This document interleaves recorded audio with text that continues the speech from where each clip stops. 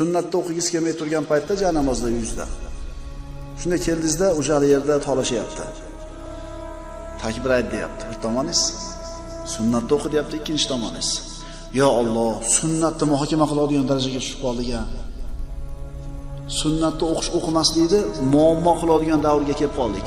Mana yosh kattalardan so'raylar-da, namoz qanaqa o'qiladi desa, peshinda 4 rakat sunnat, 4 rakat farz, 2 rakat sunnat o'qiysan desa, tamom, qonun edi bu. Bittasini qoldirish mumkinligini bular so'ramagan ham. Sunnat u vopros masalada u. Endi qanaqa zamonga kelib qoldik? Diniy bilimlar ko'paygandan keyin sunnat o'qish kerak emas degan narsani muhokama qilyapmiz. Qayerga kelib qoldik? Biz sunnatni o'qimaslikni muhokama qiladigan davrga yetib keldik, birodarlar. Yig'lagin keladi odam.